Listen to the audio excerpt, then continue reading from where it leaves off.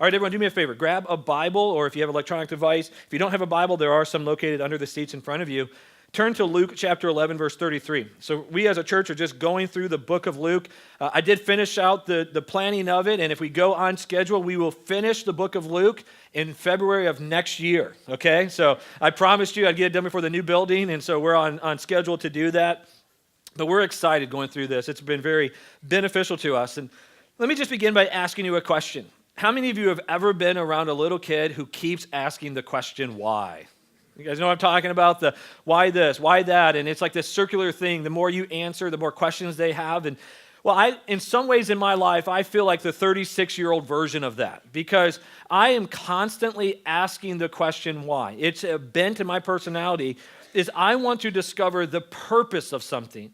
And that's why I always am asking this question. And this began even when I was a young kid. Like, I can really remember in school, it used to drive me crazy when teachers would give us busy work. Anyone else? They give you something, you know it has like no value except just to keep you busy, and it didn't feel like it had a purpose, and that would frustrate me. And in my life, like when I was younger, I used to have a really hard time in just like chit-chat conversation. And the reason is because it didn't seem like it had a purpose to me. And so like I would hate it when, you get together and you just start talking about nothing, and I feel like, man, this makes you so uncomfortable. And then a few years ago, I was in a staff meeting, and Pastor Phil, our children's pastor, we were talking about this concept of chit-chat, and I was talking about how I'm kind of shy, and it's hard for me to do that, engage, and I can't really see the purpose of it. And he goes, Matt, there is a purpose to chit-chat. It's the beginning of how a relationship develops. And it's like common sense, but to me, I was like, so from that point, I got a little bit better at doing chit-chat. I'm still developing that skill. How many of you are really good at chit-chat? How many of you not so much? Okay, so we're in the same ballpark on that one. Okay. But anyway, so one of the things, though, in my life that I'm trying to discover always is the purpose. And this is something that in my life, that the question, or I'll just say it this way, purpose is always asking why. Purpose is the why. It's figuring out the overarching principle or the destination that you want to go. And the reason that this is so important is once you discover the purpose of something, you can develop a system or a strategy to get there. And this is referred to as mission. Mission is the what and the how. So you know where you ultimately want to end up, but you have to create a strategy to get there. And this is how I am naturally wired. Like I've always been this way, even as a kid, is if I knew the end where you wanted me to be, I could figure out a strategy to get there. So this has helped me as a teacher and as a pastor and even as a coach in sports. So for me as a teacher, every single week, this is where I begin. I know we're going through the book of Luke, but as I get to the next passage, I look, I read, I pray about it, I study, and what I'm trying to discover is the why. Why did God place this passage in the scripture? What is it specifically that he wants us to learn? Like, what's the destination? And once I discover that, the rest of my prep work is creating a system to get us there. So every analogy, every illustration, every joke that I use, every other passage that I use, it's all to get us to a point. And this is also carried with me in leadership, like in our work environment. When the staff come to me and they might at times propose something, they'll say, Matt, I want to try something new and I want to do this. And usually they'll start with the what. They'll start telling me what they want to do. And I always stop them and I say, why? Why do we want to do this? What's the ultimate goal? And once they can communicate that and I understand and I agree, then I'm like, okay, go and do the what. The what you can decide, but I understand the why. And even in sports, I love coaching sports, but this is where I begin every year. Where do we want to get this group of kids ultimately? And this year I'm coaching my third graders basketball team, Titus. And I have to make a confession. When we started the season, after the first practice, I thought, here's the goal of the year. I just wanted to score one basket. It was so rough that first practice. I remember coming home talking to Mary and just being like, wow, like this is rough. Like they missed the backboard so bad that I just thought, how is that physically possible? They're going up doing layups and they're throwing the passes to each other and the ball just like hitting them in the chest and faces and we're like, okay, stop. And so I thought, we got to just start small. Let's just score one basket. And we began the year 1 win and 3 losses. And the 1 win was a forfeit, but man, we took it, okay? And so that's where we began. But then we ended the season so we did 1 and 3, and then the next 5 games we won. So we're on a 5-game winning streak. It's all coming alive. And I'll tell you, this is a miracle of biblical proportions, okay?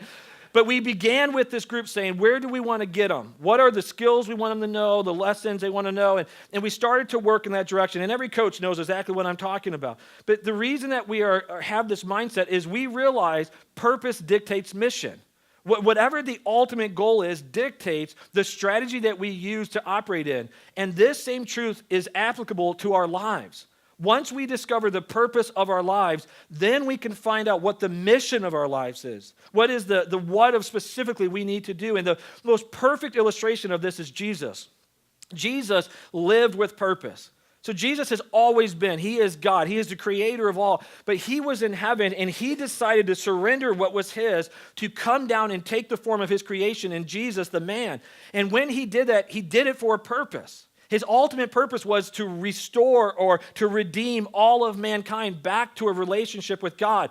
But this was his purpose. But when he came, he lived with a mission to accomplish that. And there were many times in Scripture where people came to him and they were saying, Jesus, will you do this? And Jesus, will you do that? And there's even a story where this crowd came and they wanted to forcibly take him and make him king over all the people. But Jesus kept stopping them and saying to them this phrase. He would go, for this purpose I came. One time he said, for this purpose I came to proclaim the gospel. Another time he said, for this purpose I came to die on the cross. And then another time, for this purpose I came to declare the truth.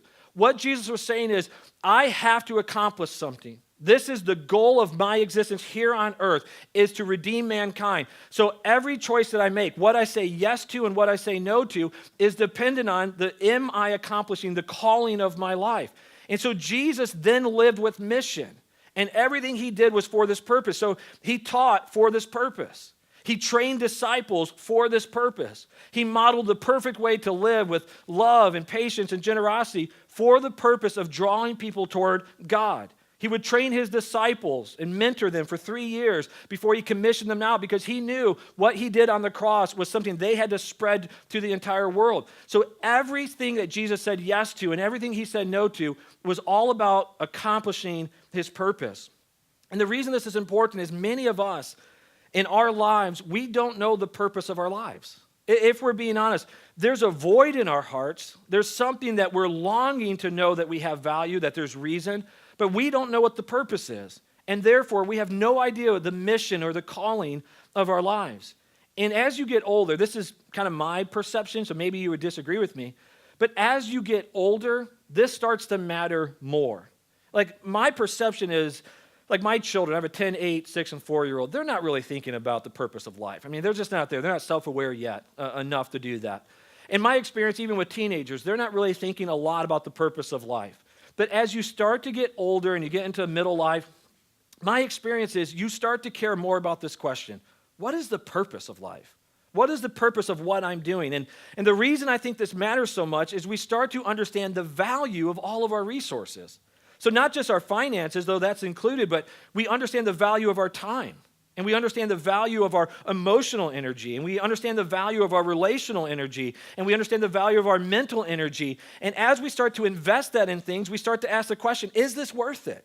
Is this accomplishing something of value? And so at times we invest financially in something and we look at it and go, that's a bad investment. I'm not getting the returns that I want. And so we reject that. We move on to try to find something that has a better return. And we do the same thing relationally. You invest in a relationship, but if you start to realize the relationship is actually sucking more energy out of it than it is giving, you start to think, I can do better than this. And so you move on. And the same thing mentally and emotionally.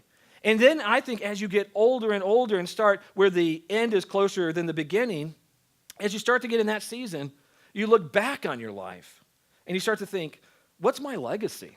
What is it that I have done that's of value? And you start to really ask yourself these difficult questions. Did I live for a purpose? Did I accomplish anything in my life? And this is something I think all of us, whether we are currently, I think all of us will wrestle with at some point in our lives. Are we living for a legit purpose? Are we accomplishing anything? And what I've discovered is if we don't discover the true answer to that question of what is purpose, then there are many people in our culture, many groups that would love to define for us what purpose is. And when we look at our culture now, if I had to summarize the overarching purpose of our culture, I could do it in one word, and that word is hedonism. And hedonism is the pursuit of pleasure. And it's a bigger word than I mean to, it's kind of dramatic, but what I'm just saying simply is, in our culture, the pursuit of everyone in our culture is for personal pleasure. And so all of the systems of our culture, all of the desires of our culture are shaped around this idea of do whatever makes you feel best. Pursue your own pleasure. And so this is something that we always are constantly being taught in our culture, being modeled for us. Spend your money in a way that makes you happy. Spend your time in a way that makes you happy. Pursue power and resources in a way that makes you happy. Even use sex as something simply to make you happy. So God gives sexuality for the context of a husband and a wife in a marriage, for two to become one in an intimate way of learning each other physically and dying to themselves. But our culture says, no, sex is simply physical. Use it for pleasure. Use it however you want to use it. And this same concept is used in every way. Just simply pursue pleasure in your life.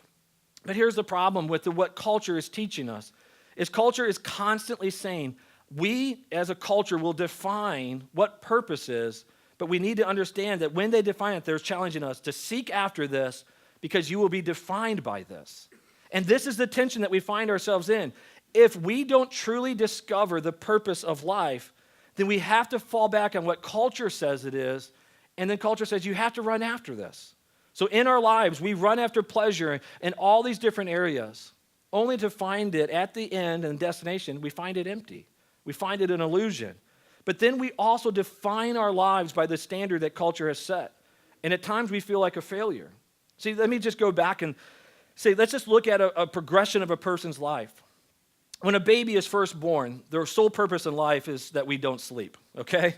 So they want to keep everyone up. But as they get older and they go into school, our culture defines for them now what their purpose is going to be by giving them some benchmarks that they have to meet. Pastor Brandon talked on this a couple weeks ago, so I'm using some of his materials and ideas about this. But as a student goes to school, the school says, okay, this is what normal looks like. This is the target that you have to hit. And I know Mary and I were just having a discussion about this. One of our sons in the beginning of the year tested and was accelerated, but now they've told him the next time they test him, he actually has to be even better than that. Even though he was accelerated, he needs to be better than that. It's a standard that just keeps progressing, which I just think is ludicrous. I mean, I just think that's crazy. But culture is doing it. They say, here's a purpose for a student. Get better academically. And then you want a kid to develop some relationships and some friendships. And then you want them to do well in some extracurricular activities. So you want your kid to do well in sports or in art or in band. And we say, this is the purpose of their existence. Now think about it. For you that are parents and you look at your kids, what is the purpose of their life? As you think about it, what have you defined as the sole purpose for them existing? And so those kids grow and they become teenagers. And when they become teenagers, all of these standards follow with them, but now we add on to that list. Now as a teenager, we care about how they look, and we tell them it's how you dress and the friends that you have, and if you're popular, and what your body looks like, and what kind of car you drive, and how well you do in these other activities. And there becomes another standard on them that this is what purpose of life is about. And if you don't do this, you'll be a failure. And then those teenagers grow, and then they're going to go to college, and then even then they're judged. If you do go to college or you don't go to college, and people look differently at you. Then you go to college, and there's an expectation to party and to have fun, but to also do well, because when you get out of college, they're going to judge you by the job that you get and the amount of money that you make. And then when you get out of college, if you're single, people look at you and say, here's an expectation for single people. You should party, you should be promiscuous with your sexuality, and you should just have a lot of fun, but you should also at the same time try to find a spouse. And many single people feel this pressure because well-meaning people come up to them and say, so, when are you going to get married? How many of you hate that question, okay? And you don't have to show your hands, but when are you going to get married? When are you going to settle down? And so there's an expectation. And then if you do get married, now the standard keeps, am I depressing everybody right now? Okay. But the standard keeps progressing. And now you're married and you're being judged by the amount of resources that you can accumulate, what type of house you live in, what type of car you drive. And then there's the expectation if you're married, you need to start having kids, and people start asking you that question. When are you going to have kids? And it just keeps progressing. And then if you have kids, this whole cycle continues. You have kids, and now they're measuring you based on how your children do. The purpose of your life as parents becomes making your kids academically successful and athletically and in any type of hobbies.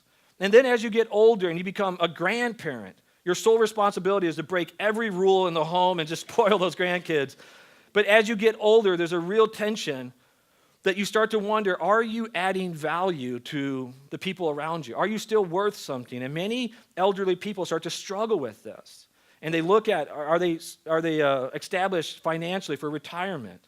Are they still making a difference? Do they still add value around them? And this is the constant tension, because culture is saying it will define for us what true purpose is. But the problem is, what happens if what culture defines for us is not really our purpose, and we're seeking after something that in the end is an illusion of life? What if we actually run after the pathways that culture sets in front of us, and we get to the end and discover it's not really purpose? It's an illusion, and it lets you down. What happens if you keep going down these paths with expectation only to be met by failure? And you're frustrated, and you start to have a void in your life, and that void actually makes you more open to try new things because there's an urgency there that you want to discover purpose. And then what happens as you start to define your life by a standard not set by God, but set by culture, and you're not meeting that standard? You start to feel like a failure. So you don't do well in school, you feel like a failure. But what if that's not your purpose? You don't find a relationship, and so you feel like a failure, but what if that's not your purpose? You have a job that maybe you don't feel like it's going anywhere, it doesn't have any value, and so you don't feel worth. But again, what if that's not your purpose? And this is the tension that we constantly have to wrestle with as Christians. Is there a purpose that all of us can live by? Is there a purpose that can give us true mission for our lives and how we live? And today's passage shows us there is a purpose and there is a mission that all of us can live by. And what Jesus will show us is the things that we naturally focus on have to become secondary to the true purpose of our lives. But when we do this, everything that's secondary becomes more blessed and healthier as a result. And here's the good news to this, is that what we're going to look at today, we're going to look at this purpose. It gives meaning. I hope you hear this. What we look at today gives meaning to every person in every season of life. So if you're young, you can have purpose. Your children can have this purpose. If you're old, you can have purpose. If you're married, purpose. If you're single, purpose. If you feel successful, if you feel like a failure, you can still have this purpose, and this purpose will lead you to the mission God has called you to. So if you haven't, turned to Luke chapter 11, verse 33. And here's what Jesus says. I'm going to read 4 verses. It's a short passage, but I'm going to read them, and then I'll come back. It says, "No one, after lighting a lamp, puts it in a cellar or under a basket, but on a stand, so that those who enter may see the light." So he's just using an example. He says, no one lights a lamp and then hides it. Like, that makes no sense. You put it out there so everyone can see by it. He says, your eye is the lamp of your body. When your eye is healthy, your whole body is full of light. But when it is bad, your body is full of darkness. Therefore, be careful, lest the light in you be darkness. If then your whole body is full of light, having no part dark, it will be wholly bright, as when a lamp with its rays gives you light. So here's what I'm going to go back to, is verse 34. I want to read 34 and 35 again. It says this, your eye is the lamp of your body. When your eye is healthy, your whole body is full of light. But when it is bad, your whole body is full of darkness. Therefore, be careful, lest the light in you be darkness. Here's what Jesus is saying here. Here's the purpose of life. It is to focus on Jesus. Now, let me acknowledge something. You expect your pastor to say that, right? Sounds like a very churchy thing to say, that the purpose of life is to focus on Jesus. But here's what Jesus is trying to do in the context of this. He is surrounded by people that are doubting who he is, people that are constantly searching for truth. And Jesus just wants to cut through all of that and give them a clear direction for their life. And he says, here's direction for life. Here's all you need to know.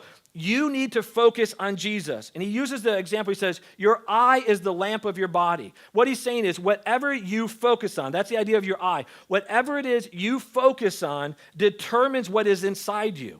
It can either be light, which is Jesus and life, or it can be darkness. So what Jesus is saying, and this is a profound statement, but it's also one that you have to weigh this. He says, if you focus on Jesus, then you will experience life and light. But if you focus on anything else, you will experience darkness. Now, let's acknowledge something. That's a deep truth. That's a challenging truth, right? Because Jesus says, focus on me, all good. Focus on anything else in your life as the primary. Focus on anything else, and you will experience darkness. But do we really believe that? As you think about your life and what you focus on, do you really believe that if you don't focus on Jesus, what you are focusing on will ultimately lead to death and darkness in your life? Here's what Jesus said, or it said about Jesus. In John 1:4, talking about Jesus, it says, "In him was life, and the life was the light of men. The light shines in the darkness, and the darkness has not overcome it." And goes on in verse 9 and says, "The true light, which gives light to everyone, was coming into the world. He was in the world, and the world was made through him, yet the world did not know him. He came to his own, and his own people did not receive him. But to all who did receive him, who believed in his name, he gave the right to become children of God, who were born not of blood, nor of the will of the flesh, nor of the will of man, but of God." Here's what it says. Jesus was the light, and light was life.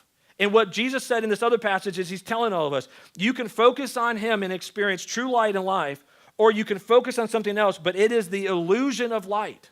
It is actually death that will bring destruction in your life. And this is a hard truth for us because it is so easy in our culture to be distracted by other noble things. In our lives, it's so easy for us to run after things that we think in and of itself it's good, and it is, but we make it the primary focus of our lives. And when we do that, we do it to our own hurt and the hurt of whatever we're focusing on. So you might ask, what does it mean then to focus on Jesus? Well, there are four main areas that show our priorities. And the first one is our thoughts. What is it that you think about the most? Now, I am an overthinker. Anyone else? I get stuff in my head and I play it over and over. I research things, so if I'm going to buy something, I research it for a while. If I have a conversation, I think about it. If I have a meeting, I think about it. I am an overthinker. But what I've learned in my life is whatever is dominating my thought life is the priority for me in that season. And sometimes it's healthy things. Sometimes I'm really hyper-focused on God and his ways.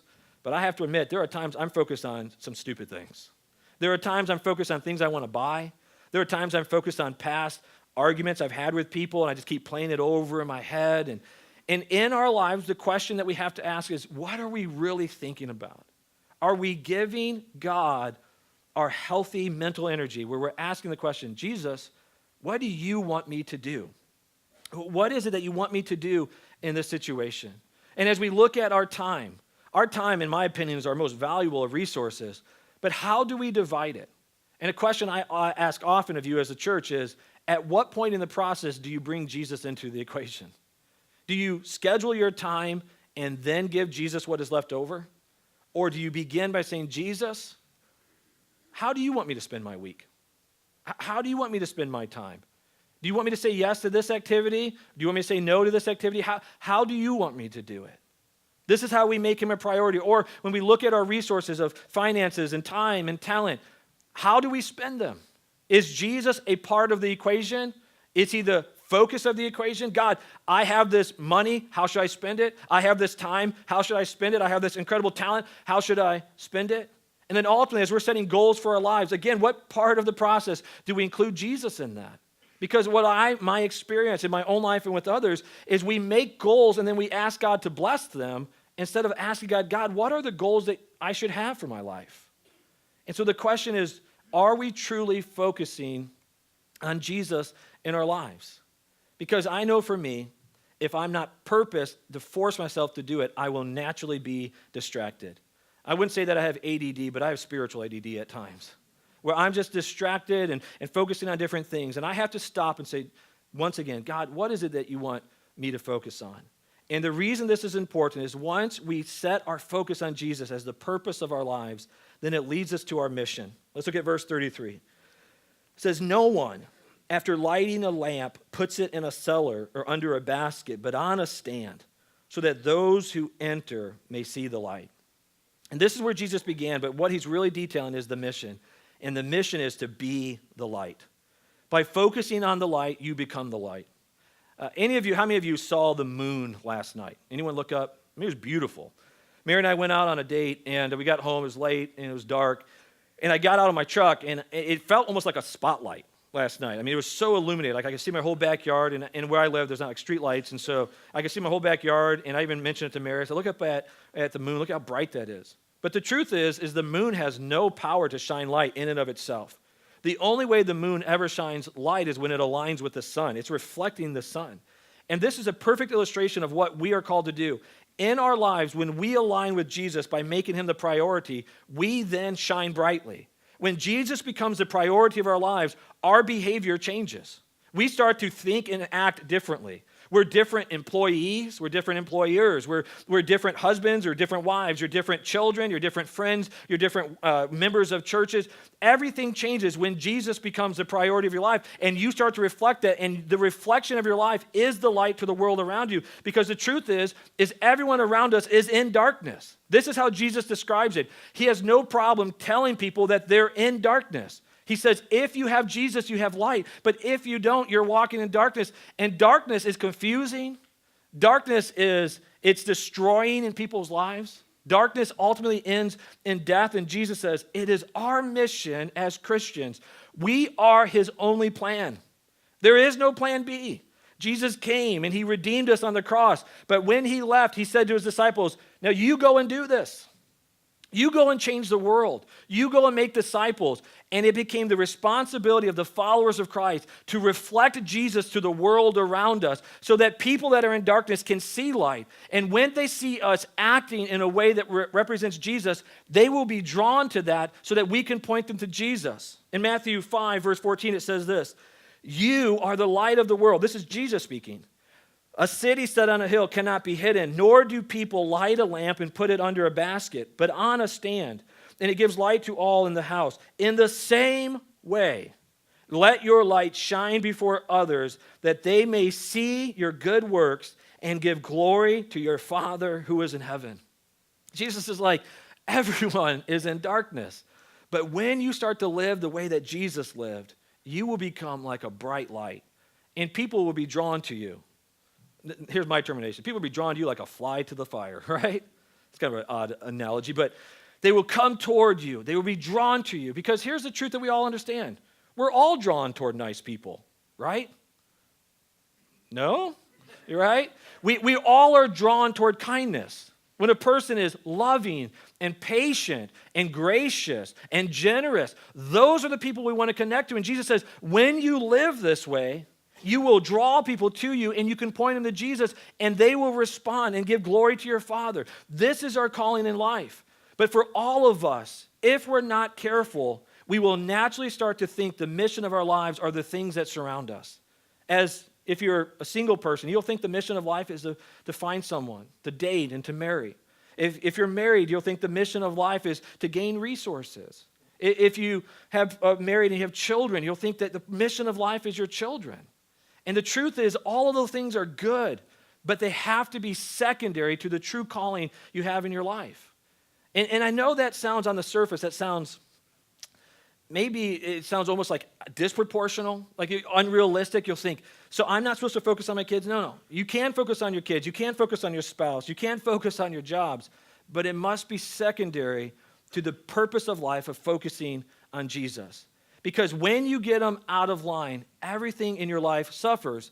But here's the good truth. Looking at verse 36.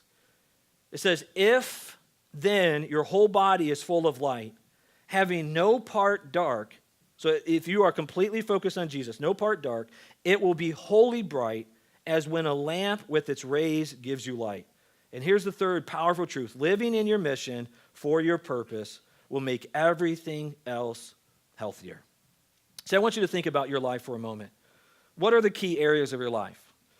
Your job, finances, your time, your relationships. But as you think about them, what would make them healthier? Focusing on them more, would that make them healthier? In our minds, we go, yeah. Giving it more attention, more energy will make it better. But here's what Jesus would say. Focusing on him will actually make them all better. See, I'll tell you, I'll make a personal example. When Mary and I have any tension in our marriage, when we're frustrated with each other, the posture that I take in my mind is I'm right and she's wrong. And obviously, she takes the posture that she's right and I'm wrong. But I can tell, and we both can acknowledge this, that when we're frustrated with each other, it's because we're not focusing on Jesus enough, and our calling through that as much as we're focusing on each other and trying to change them. But the moment each one of us will take a step back and embrace Jesus and the words that he's given us in his word, that for me as a husband, I'm supposed to take a posture of service and die to myself the same way that Christ died for the church. That's how I'm supposed to be as a husband. As I start to focus on Jesus more, it lowers the intensity in our marriage and allows me to love better. And it allows me to create an environment where Mary will be drawn to that and feel safe. And if she does that too, it causes me to draw toward her. Our marriage doesn't need us to focus on each other as much as we need to focus on Jesus, because when we do that, he will lead us to love better. He will lead us to be more generous, more forgiving, more patient. But when we don't focus on Jesus, the natural posture is we will focus on ourselves in selfishness. And the same thing for me as a parent. I love my kids, but when I make my parents God of my home, did I say that wrong? When I make my kids, is that how I said it? Yeah. When I make my kids the priority of my home, and Mary's like, yes, kids, that's it. When I make my kids a priority of my home and God of my home, it looks like on the surface like I'm loving them. They're a priority. But when I allow that priority to trump my relationship with God, I'm not giving my kids a service. I'm damaging them. And in our culture, there's so many things that are saying, do this for your kids and do that for your kids. But I'll just speak bluntly to you. If you are not establishing in your home that God is a priority, no matter what else you do for your kids, you are damaging them. But when you make it a priority in your home to lift Jesus up as a priority, it is the greatest, most generous gift you can ever give your children. And this is a tension that Mary and I are learning in our own marriage. We have 4 kids. They're busy. And they want a lot of things, but we are having to reevaluate the amount of time that we're spending on them, the amount of time we're allowing them in activities, not because we don't love them or their activities, but because we want them to know Jesus. We want them to know that he's a priority. And in our lives, at times, this gets out of whack. I shared this story, I think, with you last week, but I'll share it again. And this is what you're going to kind of talk about in Connect groups, this concept. But I, as a father, I love to be involved in my kids' sports. I love sports, grew up playing sports. I love coaching. But one of the reasons that we're really involved in sports is it's really my only opportunity to meet people outside of the church. So I work here at the church. I spend a lot of time here. So just about all of my relational connections are Christians. And so I want to be in the community. I want to connect in other relationships. I want to tell people about Jesus because I think it's the most generous gift you can ever give them. So with our children, we are involved in their sports to connect with the other parents of the kids that are playing. And so Cole, my oldest, is playing basketball. And a couple weeks ago, I was at a meeting, actually for another sport, for baseball, but there was a lot of the same parents. And we were talking about basketball. And there was about 4 or 5 of us. And in this conversation, it started to get where we were nitpicking some things about this season. And Cole has had huge success in sports in the past, and this year they've lost a few games, and we were just complaining. And we were kind of whining as parents. And it wasn't that we were horribly disrespectful, but still, it wasn't something I was proud of. And this conversation then started getting a little bit more heated, and some parents kind of fired up, and I just kind of excused myself and walked away. But I could not shake it the rest of that night that I missed an opportunity to be a witness. And I went home, and how I think is I thought, Matt, what a stupid moment. Why are you getting more concerned over 5th grade basketball than being a witness? And I was totally embarrassed by it. And I was thinking about it. I was like, in my mind, I just thought, this is so dumb. So in the morning, it snowed that night. In the morning, I'm outside and I'm snow blowing at my house, which is just like about an hour and a half of just my alone time. And the entire time, I just kept thinking about this. You blew that moment, Matt. Just totally wasted an opportunity. I was so frustrated. And I came inside, and my phone had a text message, and I clicked on it. And it was one of the parents that sent it to all of us. And their thing said, I'm sorry about last night's conversation. And what I realized is I'm called to be the light for Jesus. I was like, that's my line. I'm supposed to say that. But I was like, oh, when I read that. And I thought, and I responded back and said, absolutely. I'm so sorry for anything I said last night that was disrespectful. And same thing, I kind of reiterated what they said. And God, I'm so thankful, restores even stupid moments in our lives. And there was some redemption there. But I realized in that moment that I was focusing on something instead of Jesus. But if I were to focus on Jesus in that moment, I'll realize 5th grade basketball doesn't really matter in the grand scheme of things. Win or losses do not matter in the grand scheme of things. Reflecting Jesus matters. And this is what Jesus is saying in our lives. When we focus on him, we discover true life and purpose. What we're discovering is something that can fulfill us. Jesus is enough. And when we focus on him and he becomes a priority, we start to shine that light around of our lives and draw people to us so that we can point them to him. This is the mission that we have that trumps everything. It trumps your job, it trumps your family, your marriages, it trumps everything. But when we do it, everything will be healthier. And this is the dynamic of God that I love. You see, our culture says the purpose of life is pleasure. Do you know what God would say? He would say, I don't disagree with that.